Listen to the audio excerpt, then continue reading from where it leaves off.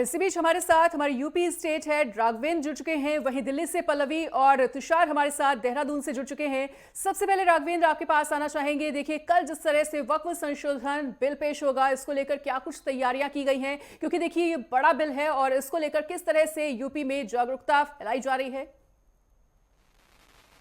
बिल्कुल मनीषा, अगर वक्फ बिल की बात कर लें तो चूंकि केंद्र में मोदी सरकार है और मोदी सरकार कहीं ना कहीं चंद्रबाबू नायडू और नीतीश कुमार के साथ गठबंधन पे है इस बार। और ये दोनों पार्टियां खास करके ये मानी जाती हैं कि ये माइनॉरिटी जो मुस्लिम वर्ग है उनके रहनुमा या हिमायती होते हैं, उनके पक्षधर होते हैं और उनका वोट पाने के लिए उनके विचारों के अनुसार चलने का प्रयास करते हैं। तो एक तरह से जो एनडीए गठबंधन है और ये जो दो सहयोगी हैं उनके सामने भी एक चुनौती है कि वक्फ संशोधन बिल को वो समर्थन दे रहे हैं। अब उत्तर प्रदेश की अगर बात कर लें तो उत्तर प्रदेश में समाजवादी पार्टी मुख्य विपक्षी पार्टी है और जिस तरह से अखिलेश यादव सदन में लगातार इस बिल का विरोध कर रहे थे,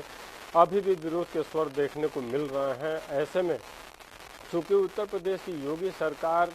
केंद्र में कोई नियम लागू होता हो या उत्तर प्रदेश में लागू होता है, तोड़ फोड़ आगजनी का कोई स्थान नहीं है। अगर किसी ने यहाँ पे कोई बवाल किया, उपद्रव किया, तो उसकी वसूली भी योगी सरकार ने उसी व्यक्ति से की जिन व्यक्तियों ने तोड़ फोड़ की। तो उत्तर प्रदेश में माहौल शांत है और योगी सरकार ये बताने का प्रयास भी कर रही है कि वक्फ बिल जो पेश होने जा रहा है उसे माइनॉरिटीज का जमीन न तो छीना जा रहा है, न किसी के अधिकार छीने जा रहे हैं, बल्कि जो मुस्लिम वर्ग में गरीब तबका है उनके अधिकार बढ़ेंगे, उनको अपने अधिकार मिलेंगे और उनकी स्थिति सुधरेगी।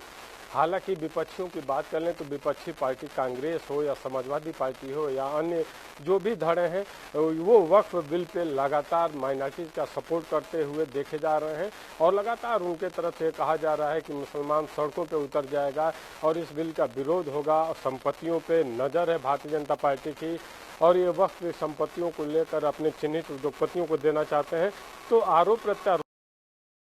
रहा है और प्रदेश में अमन शांति बनी रहे, बिल को लेकर कहीं से भी कोई उस तरह का उपद्रव या बवाल न हो, इसके लिए योगी सरकार और यहाँ उत्तर प्रदेश पुलिस पूरी तरीके से मुस्तैद है। जी बिल्कुल पल्लवी, आपके पास आना चाहेंगे। देखिए, बड़ा बिल सरकार लाने जा रही है और जब भी कोई बड़ा बिल सरकार के द्वारा पेश किया जाता है तो तैयारियां भी बड़ी हो जाती है। फिलहाल दिल्ली में अभी किस तरह का माहौल? देखिए मनीषा, प्रकार से वक्फ संशोधन बिल पेश होना है कल 12 बजे और इसको लेके आज बिजनेस एडवाइजरी की बैठक भी हुई जिसमें सत्ता पक्ष और विपक्ष पक्ष दोनों ही लोग शामिल थे। उसके बाद भी विपक्ष पक्ष का ये कहना है कि जो सत्तारूढ़ी भारतीय जनता पार्टी की सरकार है वो किसी भी विपक्ष की बात नहीं सुन रही है और वो अपनी ही चीजों को चलाती हुई नजर आ रही है, जिसको लेके इन लोगों ने विरोध प्रदर्शन भी किया। और आज जो बिजनेस एडवाइजरी की बैठक हुई थी इसमें करीब 2 से 3 घंटे तक इस वक्फ बोर्ड संशोधन बिल को लाने के लिए इसकी बैठक हुई, जिसमें दोनों ही पक्ष के लोग थे। साथ ही विपक्ष पक्ष लगातार इसको मना करती रही कि वक्फ बोर्ड संशोधन बिल को नहीं लाना है। उसके बाद भी भारतीय जनता पार्टी ने, क्योंकि केंद्र में भारतीय जनता पार्टी की सरकार है, उन्होंने कहा कि इससे किसी भी माइनॉरिटी को हनन नहीं किया जा रहा है, ना ही उनके हानि पहुंचाई जाएगी, बल्कि उनके पक्ष में इन सभी चीजों को रखा जाएगा। साथ ही जिस प्रकार से विपक्ष पक्ष लगातार हंगामे उठाती रही है कि अगर वक्फ संशोधन बिल आता है तो इसको लेके काफी लोगों को नुकसान हो सकता है, माइनॉरिटी में दिक्कत आ सकती है, पर इसको लेके हमेशा भारतीय जनता पार्टी ने सक्रियता जताई है। उन्होंने कहा है कि अगर ये बिल आता है तो इसको लेके जितने भी लोग हैं, जितने भी गरीब तबके के लोग हैं, उन सभी लोगों के लिए ये चीजें बहुत ही अच्छी होगी और लोगों के आम जीवन के लिए भी सारी चीजें सुनिश्चित की जाएगी। साथ ही अगर बात कर ले तैयारियों की तो इसके पहले अगर बताते चले मनीषा, 10 दिन पहले यहाँ पे जंतर मंतर पे कई बड़े लेवल पे प्रोटेस्ट किया गया था। हर एक अलग अलग जगह से लोग आए थे, हाथ में काला दुपट्टा लेके या काली ऐसी कोई चीज वस्तु लेके लोग नमाज पढ़ते हुए नजर आ रहे थे। और साथ ही आज जिस प्रकार से बैठक के बाद जारी किया गया है कि कल 12 बजे वक्फ संशोधन बिल पेश किया जाएगा, तो इन सभी चीजों को लेके अभी विपक्ष पक्ष जो है वो लगातार आवाज तो उठा रही है, पर सत्ता पक्ष ने कहा है कि क्योंकि अमित शाह ने कहा था कि ये इसी बजट सत्र में ही पेश होगा, तो इस बजट सत्र में देखा जा सकता है कि किस प्रकार से कल वक्फ संशोधन बिल पेश होगा। साथ ही अगर बात करें सुरक्षा व्यवस्था की तो लगातार सुरक्षा व्यवस्था भी तैनात है और कहीं किसी प्रकार का हंगामा ना हो, क्योंकि लगातार लोगों के मन में ऐसा है कि अगर वक्फ संशोधन बिल आता है तो इसको लेके मुसलमान जो पक्ष है उनके लिए घातक हो सकता है। पर इसको लेके सरकार भी अपनी पूरी मुस्तैदी के साथ खड़ी है और वो देख रही है कि अगर किस प्रकार से वो इसको पेश कर सकती है। ठीक है तुषार, आपके पास आते हुए देखिए उत्तराखंड की जनता इसे किस तरह से देख रही है ये भी आपसे जानना चाहेंगे, और कल जिस तरह से ये बड़ा बिल पेश होने जा रहा है ऐसे में उत्तराखंड में किस तरह की विशेष तैयारियां? देखिए बिल्कुल अगस्त के 2024 के में देखा गया कि जो लोकसभा है उसमें जो वर्क बोर्ड में चेंजेस को लेकर जो अधिनियम है वो वहाँ पर विधेयक वहाँ पर रखा गया, और उसके बाद लगातार जो चर्चाएं हैं वो तेज़ होती हुई नज़र आ रही है। अगर अभी की स्थिति की बात की जाए तो ये माना जा रहा है कि यानी कि कल 2 अप्रैल को ये विधेयक यहाँ पर रखा जाएगा। जो चेंजेस हैं वो इसमें देखने को मिलेंगे। और उत्तराखंड की बात की जाए तो उत्तराखंड वक्फ बोर्ड का भी साफ कहना है कि ये बोर्ड जो ये चेंजेस आ रहे हैं वो उत्तराखंड के लिए काफ़ी अच्छे होने वाले हैं, क्योंकि देवभूमि में उन्होंने कहा है कि जो वक्फ बोर्ड के चेयरमैन है शादाब शम्स, उनका साफ तौर पे कहना है कि कुछ जो बड़े माफिया हैं, लैंड माफिया, वो इस वक्फ बोर्ड का मिसयूज़ करते हुए नज़र आ रहे हैं। उनकी संपत्ति की जांच इसके बाद हो सकती है। और कई जो ऐसे रूल्स हैं, चाहे वो जो चेंजेस करने की इस पर बात की जा रही है जिसमें हम जो आम जनता है, क्योंकि पहले ये देखा गया है कि जब संपत्ति को लेकर विवाद होता था वक्फ बोर्ड में तो वक्फ जो ट्रिब्यून थी वो इसका फैसला ले सकती थी, लेकिन अब हाई कोर्ट में जो व्यक्ति है वो यहाँ पर जा सकता है। तो ऐसे में संपत्ति विवाद को लेकर अब जो आम जनता है वो अपनी, या फिर जो सामने वाला पक्ष है वो हाई कोर्ट जा सकता है। तो ऐसे में बड़ी राहत का कही जा सकती है। और वक्फ बोर्ड के चेयरमैन का साफ तौर पे कहना है कि कई बड़े जो कहा जा सकता है भूमाफिया हैं वो इसमें शामिल हैं, और लगातार जो संपत्ति है देवभूमि की इसमें हड़पने की कोशिश की जा रही है। उनकी संपत्ति की इसके बाद जांच हो, अगर ये विधेयक आता है तो कहीं ना कहीं ये जो मिनॉरिटीज़ है उनके लिए एक बड़ी सौगात यहाँ पर हो सकती है। और अगर राजनीति में बात की जाए तो राजनीति में मिनॉरिटीज़ का एक विशेष रोल यहाँ पर देखने को मिलता है हमेशा से, क्योंकि मिनॉरिटीज़ के को ही कुछ योजनाएं देके या विकास की योजनाएं देके ही कहा जा सकता है कि अत्यधिक जो लोग हैं अपने प्रति यहाँ पर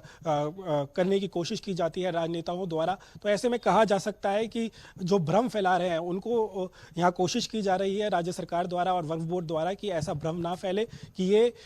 हित में नहीं है उनके। लेकिन फिलहाल जिस तरह का माहौल यहाँ पर देखने को मिल रहा है उससे ये लगता है कि जिस तरह से आरोप लगाए हैं शादाब शम्स ने कि कई बड़े माफिया यहाँ पर जो ज़मीन को लेकर साफ तौर पर संपत्तियाँ हैं जो वक्फ बोर्ड की उसे हड़पने की यहाँ पर कोशिश कर रहे हैं। इसके बाद अगर वक्फ बोर्ड का जो ये चेंजेस हैं वो होते हुए नज़र आते हैं तो कहीं ना कहीं जो अधिकारी हैं वक्फ बोर्ड के उनकी भी संपत्ति की जाँच की जाए, इसकी उन्होंने मांग की है। 2 अप्रैल की अगर मैं जिस तरह से बात करूँ तो 542 सीट्स लोकसभा में है, जिसमें से 240 सीटें भारतीय जनता पार्टी के पास है, और गठबंधन में भारतीय जनता पार्टी के साथ अगर जोड़ के बात की जाए तो 293 सीट्स हैं। तो ऐसे में अगर उन्हें पूर्ण बहुमत यहाँ पर चाहिए तो करीब 270 से अधिक सीटें यहाँ पर उन्हें यहाँ पर अपनी प्रेजेंट यहाँ पर देनी होगी। अगर यहाँ पर प्रेजेंट नहीं होती तो कहीं ना कहीं इस बिल को पास करने में दिक्कतें आ सकती हैं। तो कहा जा सकता है सरकार पूरी तरह से तैयार है। जो उन्होंने गठबंधन किए हैं उनको मजबूत रखने की यहाँ पर साफ तौर पर जरूरत है। और उत्तराखंड देवभूमि है, मुख्यमंत्री पुष्कर सिंह धामी भी लगातार इस तरह का प्रभार करते हुए नजर आते हैं, चाहे वो लैंड जिहाद को लेकर हो, जिस तरह से अवैध तौर पर यहाँ पर वन संपत्ति में और सरकारी संपत्ति में मजारें बनाई गई थी और उसको भी यहाँ पर ध्वस्त करने की किया गया था। यहाँ पर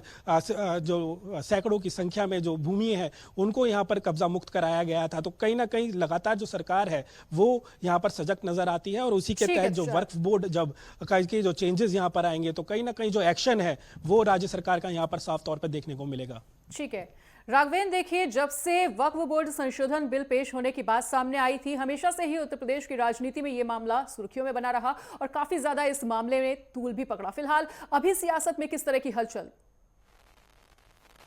मनीषा, अगर सियासत में हलचल की बात की जाए तो कल ही आम आदमी पार्टी के सांसद संजय सिंह ने यहाँ पे प्रेस कॉन्फ्रेंस की थी और उन्होंने कहा था कि अगर वक्फ बिल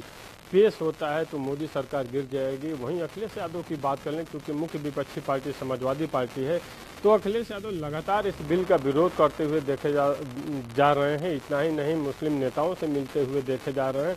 कांग्रेस भी इसका विरोध कर रही है और प्राय ऐसा देखा गया है, हम बसपा की बात कर लें या फिर आम आदमी पार्टी की बात कर लें, सपा की कर लें, कांग्रेस की कर लें, माइनॉरिटी वोटों के प्रति इनका झुकाव होता है और वो उस ध्रुवीकरण का फायदा लेना भी चाहते हैं। हर राजनीतिक दल ये चाहता है कि माइनॉरिटी जो वोट है वो हमारे पाले में रहे। तो इसको लेकर वक्फ बिल को लेकर के लगातार हर पार्टियां इसके विरोध के स्वर में बोलते हुए देखी जा रही हैं। वहीं अखिलेश यादव की बात कर लें तो आज भी उन्होंने वक्फ बिल पे हमलावर थे मोदी सरकार पे कि भारतीय जनता पार्टी की सरकार परिसंपत्तियों पे जो भी ये परिसंपत्तियां हैं उसको हड़पना चाहती है, लेना चाहती है, उसकी निगाह है इस पे। और भारतीय जनता पार्टी की अगर बात कर लें तो जिस तरह से मोदी सरकार इस पे आगे बढ़ रही है, देखिए वक्फ बिल की बात हो या किसी भी धार्मिक बिल की बात हो, किसी भी कम्युनिटी की हो, अगर उन संपत्तियों का फायदा उस वर्ग के गरीब लोगों को नहीं मिल रहा है, अगर कुछ लोग ही अकाउंटेड लोग हों और उन वक्फ संपत्तियों पे कब्जा कर लिए हों और सरकार की ऐसी करोड़ों एकड़ की अगर वक्फ बोर्ड संपत्तियों को अपने कब्जे में लिया हो और उसका फायदा माइनॉरिटी को नहीं मिल रहा है, तो इस तरह के बिल पेश होने ही चाहिए। तो एक तरह से कहा जा सकता है कि जितने भी विपक्षी दल हैं वो लगातार इस बिल को लेकर के विरोध करते हुए देखे जा रहे हैं, क्योंकि उनका मुख्य उद्देश्य यही है कि 2027 में उत्तर प्रदेश का जो चुनाव हो उसमें मुस्लिम मतदाता उन पार्टियों के पक्ष में झुके। तो सारी पार्टियां विरोध करते हुए देखी जा रही हैं। हालांकि ठीक है, बिल्कुल पल्लवी, एक बार फिर से आपके पास लौटते हुए, देखिए दोनों ही हमारे जो सहयोगी हैं वो नंबर गेम का जिक्र करते हुए नजर आ रहे हैं, और ऐसे में बीजेपी के लिए कितना ज्यादा चुनौतीपूर्ण रहने वाला है इस बिल को पेश करना और फिर इस बिल को पास कराना चर्चा के बाद। देखिए मनीषा, ये चुनौती पहले भी रहा है भारतीय जनता पार्टी के, क्योंकि ये लगातार जब बजट पेश हुआ था, जब पहला सत्र चल रहा था फरवरी में, तब से ही इस बिल को पारित करने के प्रयास में भारतीय जनता पार्टी लगातार रही है। पर फिर भी इस चीज को, क्योंकि विपक्ष का कोई भी हमेशा हंगामा करते थे और सदन की कार्रवाई रोक दी जाती थी हंगामा होने के बाद, और इस बिल पे कोई चर्चा नहीं हो पाती थी। तो अब जो सत्र चल रहा है, जो बजट का दूसरा सत्र चल रहा है, इसमें सभी लोग मौजूद है, सत्ता पक्ष और विपक्ष पक्ष, इसमें दोनों लोगों ने ही मंजूरी दी। और जिस प्रकार से आज एडवाइजरी की बैठक भी हुई, बैठक के बाद ऐसा माना जा रहा है कि कल 12 बजे पेश किया जाएगा वक्फ संशोधन बिल। तो इन सभी चीजों को लेकर काफी भारतीय जनता पार्टी के लिए चुनौती रही, और जिस प्रकार से भारतीय जनता पार्टी लगातार इस वक्फ संशोधन बिल को लाने के लिए प्रयासरत रही है और इस चीज को वो कार्य भी कर रही है। पर जिस प्रकार से अगर विपक्ष पक्ष की बात करें तो लगातार लोगों ने उनके ऊपर सवाल उठाया कि अगर वो इस संशोधन बिल को पारित करते हैं तो जो मुस्लिम माइनॉरिटी के लोग हैं वो कहीं ना कहीं भारतीय जनता पार्टी की सरकार को आने के लिए काफी नुकसान खड़ा कर सकते हैं, क्योंकि लगातार हम देख रहे थे कि यहाँ पे लोग लगातार प्रोटेस्ट कर रहे थे, भारी मात्राओं में अलग अलग जगहों से लोग आ रहे थे, और इस संशोधन बिल को पारित न करने के लिए विपक्ष पक्ष भी लगातार प्रेस कॉन्फ्रेंस करते हुए जनता के बीच जाते हुए, और साथ ही दिल्ली में अभी इलेक्शन था, इलेक्शन के बीच भी इस मुद्दे को उठाया गया था कि भारतीय जनता पार्टी केवल एक ही माइनॉरिटी को, जो हिंदू धर्म है, उसको लेके चलती है। इन सभी चीजों के ऊपर लगातार भारतीय जनता पार्टी के ऊपर आरोप प्रत्यारोप का सिलसिला जो विपक्ष पक्ष के लोग हैं लगातार लगाते रहे, और भारतीय जनता पार्टी के लिए ये बिल पारित करना काफी मुश्किल भरा रहा। और अब जिस प्रकार से कहा जा रहा है कि कल इस बिल को पारित किया जाएगा और 7-8 घंटे की बैठक होगी, उसके बाद इसे पारित किया जाएगा कि आखिर क्या क्या चीजें संशोधित किया जा सकता है, क्या क्या चीजें लाई जा सकती है जिसकी वजह से मुस्लिम माइनॉरिटी के जो गरीब तबके के लोग हैं उनके लिए कुछ अच्छा हो सके। तो इन सभी चीजों को लेके काफी बात विमर्श हुई। और मनीषा, जिस प्रकार से कल अभी इस संशोधन बिल पेश किया जाएगा तो इसमें सबकी कड़ी निगाहें टिकी हुई हैं और देखा जा सकता है कि किस प्रकार से इसको संशोधित करके भारतीय जनता पार्टी लोगों के सामने लाती है। बिल्कुल, और एक बार फिर से तुषार आपका रुख करना चाहेंगे। तुषार, तो उत्तराखंड की राजनीति में इस वक्त फिलहाल किस तरह की हलचल तेज होती हुई, क्योंकि देखिए उत्तराखंड में भी इसका कड़े शब्दों में विरोध पहले से ही किया जा रहा था। ऐसे में आपसे ये जानना चाहेंगे कि कौन कौन सी पार्टियां, कौन कौन से बड़े दल इसके समर्थन में है, कौन कौन से विरोध में है, और इस बिल को उत्तराखंड की जनता एक्सेप्ट करे, इसको लेकर सरकार की किस तरह की तैयारियां? देखिए बिल्कुल, अगर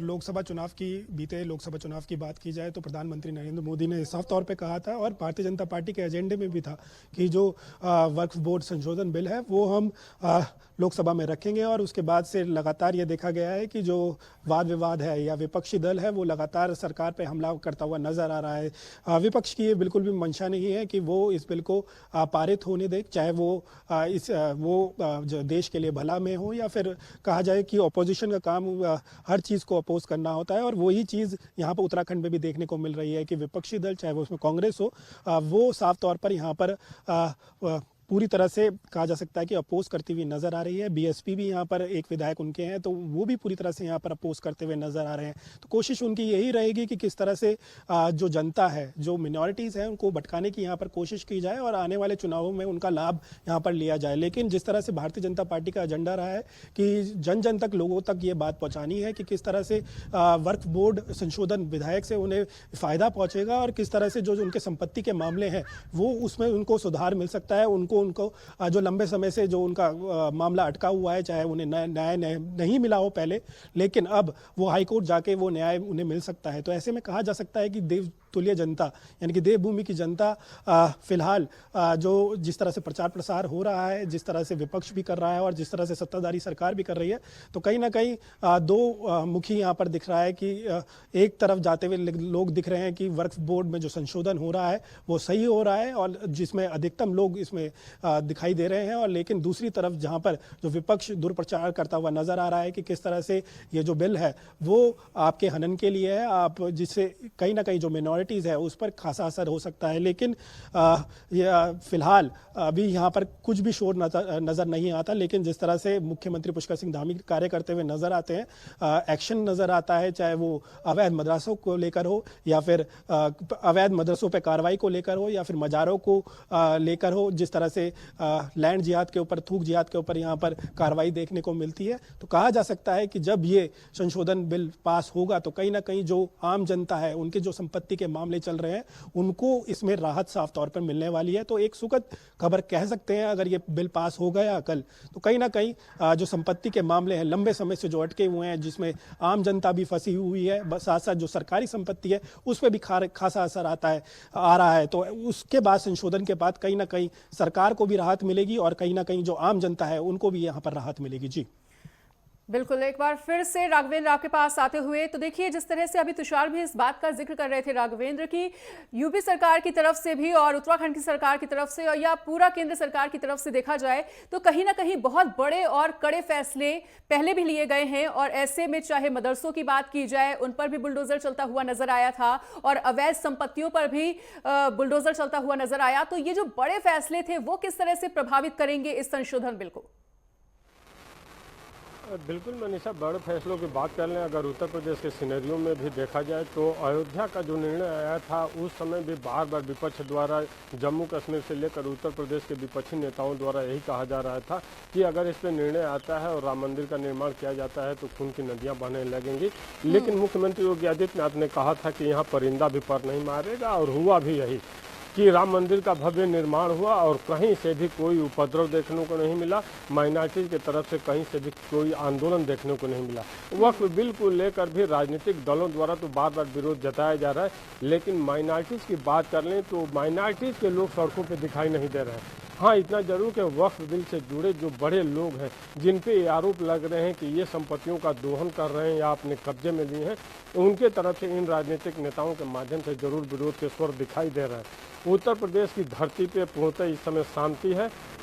और शांति ही बनी रहने की उम्मीद भी है, क्योंकि हमने पिछले दिनों में देखा, सीए की बात कर लें या एनआरसी की बात कर लें, अगर किसी ने तोड़ फोड़ की, आगजनी की, तो उनकी परिसंपत्तियों पर जो नुकसान हुआ सरकार का, उसकी रिकवरी भी उन्हीं लोगों से हुई। तो यहाँ पे उत्तर प्रदेश में कोई बाहर निकलने के लिए भी तैयार नहीं दिख रहा है कि कहीं से अप्रिय कोई घटना दिखाई दे। इतना जरूर है कि विपक्षी नेताओं द्वारा, चूँकि उनकी राजनीतिक रोटी इसी पे चलती है, वो सेंकने का प्रयास कर रहे हैं कि माइनॉरिटी वोट हमसे खिसक न जाए, तो एक दूसरे को दिखाने का प्रयास ज़्यादा हो रहा है कि हम आपके ज़्यादा हिमायती हैं और हम आपके लिए ज़्यादा बोल रहे हैं या खड़े हो रहे हैं। तो एक तरह से वक्फ संशोधन बिल को लेकर राजनीतिक दलों के तरफ से तो विरोध देखने को मिल रहा है, लेकिन माइनॉरिटीज़ की तरफ से नहीं मिल रहा है। और यहाँ पे योगी सरकार द्वारा जिस तरह के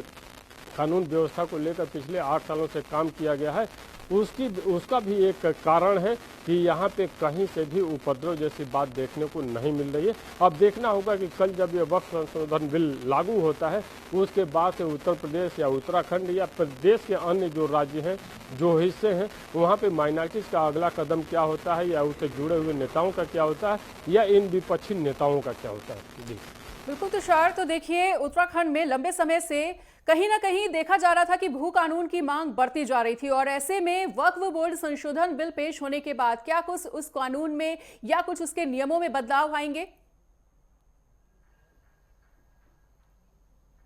देखिए, भू कानून की बात की जाए तो बीते जो बजट सत्र हुआ था उसमें कई संशोधन भू कानून में किए गए हैं और उसमें ये कहा गया है कि जो सख्त कानून है वो राज्य सरकार ने इस बार बनाया है, जिसमें जो हरिद्वार है, उधम सिंह नगर है, इन 2 स्टेट्स को छोड़ा गया है, वो माफ़ कीजिएगा 2 जिलों को छोड़ा गया है। उसमें ये कहा गया है कि कृषि की भूमि को करीब 300 मीटर तक कोई दायरा रखा गया है, 300 मीटर तक का, उसके अत्यधिक नहीं लिया जा सकता। और बाकी राज्यों में माफ़ कीजिएगा बाकी जो ज़िले हैं यानी कि 11 ज़िले हैं उसमें ये कहा गया है कि कोई भी संपत्ति जो कृषि से रिलेटेड हो वो कोई भी नहीं किसी को भी जो बाहर का व्यक्ति है वो नहीं खरीद सकता। क्योंकि ये हरिद्वार और उधम सिंह के लिए इसलिए फैसला लिया गया है क्योंकि अत्यधिक जो फैक्ट्रीज है वो उधम सिंह नगर और हरिद्वार में है, और ऐसे में जब औद्योगिक लोग आते हैं तो उन्हें बड़ी ज़मीन देनी होती है। तो ऐसे में ये क्षेत्र उनके लिए फ़िलहाल छोड़े गए हैं, लेकिन पहाड़ों को संरक्षण देने के लिए साफ तौर पर यहाँ पर साफ जो बाहर के लोग हैं उनको यहाँ पर ज़मीन नहीं दी जाएगी। और ये अगर ये फैसला पहले जिलाधिकारी के तौर पे रहता था कि जिलाधिकारी से परमिशन लेनी पड़ती थी, लेकिन अब आपको सचिवालय से इसमें परमिशन लेनी पड़ेगी। तो कहा जा सकता है कि एक सख्त भू कानून यहाँ पर लाया गया। लेकिन वक्फ बोर्ड, जिस तरह से उत्तराखंड वक्फ बोर्ड के चेयरमैन का कहना है, जिस तरह से मैंने बताया कि बड़े भू माफिया यहाँ पर संपत्ति ले चुके हैं, अपने अधीन ले चुके हैं सिर्फ वक्फ बोर्ड के नाम पे। क्योंकि पहले जो वक्फ बोर्ड था, संशोधन से अगर मैं पहले अभी तक की बात करूं तो वक्फ बोर्ड किसी भी संपत्ति पे अपना हक जमा सकता है और उसके बाद जो केस है वो भी वक्फ ट्रिब्यूनल में जाता है, उन्हीं के लोग इसमें होते हैं, तो फैसला लेना काफ़ी आसान हो जाता है। और ऐसे में जो पारदर्शिता है, जो भ्रष्टाचार है वो देखने को उसमें नहीं मिलता। माफ़ कीजिएगा, जो पारदर्शिता है वो देखने को नहीं मिलती और भ्रष्टाचार कहीं ना कहीं इसमें देखने को मिलता है। तो कहा जा सकता है कि जो ये संशोधन हो रहे हैं उससे कहीं ना कहीं जो फ़ायदा है, जो सरकारी संपत्ति है वो सरकार को वापस मिल सकती है, जो उससे रेवेन्यू मिलेगा वो सीधा सरकार को मिलने जा रहा है। और कहीं ना कहीं सरकार भी इसमें जो बड़ी संपत्तियां हैं उनके खिलाफ यहाँ पर लड़ने के लिए ज़रूर हाई कोर्ट जाएगी। और साथ साथ जो आम जनमानस है, जिनकी संपत्ति आसानी से ली जाती है और वो कुछ बड़ा केस भी नहीं लड़ सकते, तो उनके लिए भी एक बड़ी राहत हम कह सकते हैं कि जब ये वक्फ बोर्ड संशोधन आएगा तो कहीं ना कहीं वो भी अपना केस हाई कोर्ट में ले जाकर अपनी ज़मीन वापस ले सकते हैं। और साथ साथ जो कमेटी बनती थी उसमें भी ये कहा गया है कि इसमें